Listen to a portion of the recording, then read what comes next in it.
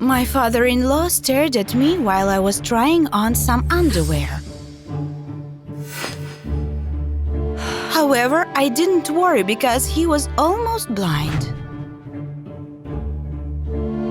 Lisa, is that you? Help an old man find his glasses, will you? I quickly put on a robe and started looking for them. His glasses were nowhere to be found. Then, Richard said that he had left them upstairs. Can you help me, honey? My knees aren't what they used to be. The stairs were a challenge for him. So he was holding on to me tightly. Yet, with each step, his hand slipped further away from my waist, ending up where it shouldn't have. Richard, what are you doing? I was outraged, but he just looked at me and blinked helplessly in silence. That evening, I told my husband about it, and he just laughed it off.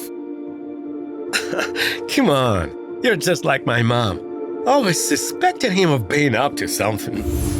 Derek asked me to be more gentle with my father-in-law. It was very important to him that Richard was living with us, as he was hardly allowed to see his father when he was little. Richard had only been with us for a few weeks. So, I decided to learn more about the man my husband admired so much. My father-in-law was really cool, and we had fun playing cards all day. But all of a sudden, he decided not to waste any more time. Let's play street poker. Ready? Oh no! That crossed all lines! I made it very clear that we could not live under the same roof unless he stopped doing that. What were you thinking when you suggested that, Richard? Explain yourself. He didn't say a word. Instead, he grabbed his chest.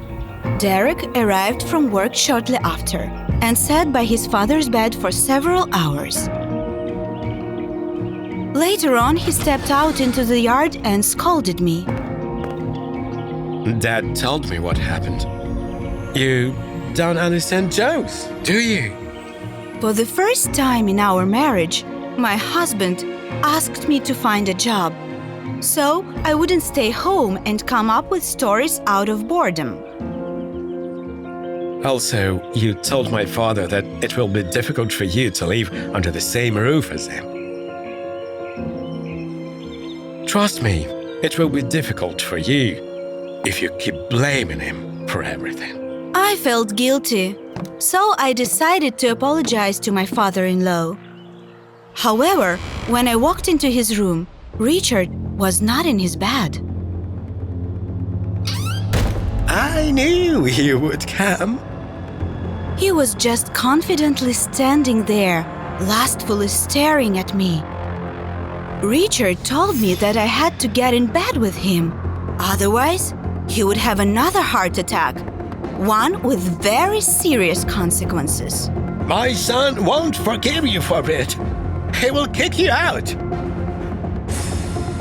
I was between a rock and a hard place. I knew that Derek would only believe his beloved daddy. So I agreed to spend a night with my father-in-law, but only when my husband wasn't home, in the evening. Derek made sure that his father's condition was stable before going to work, as he had some business to deal with. I told my father-in-law that I would wait for him in the gazebo. And Richard ran there like he was 20 years old again. I wasn't in a hurry.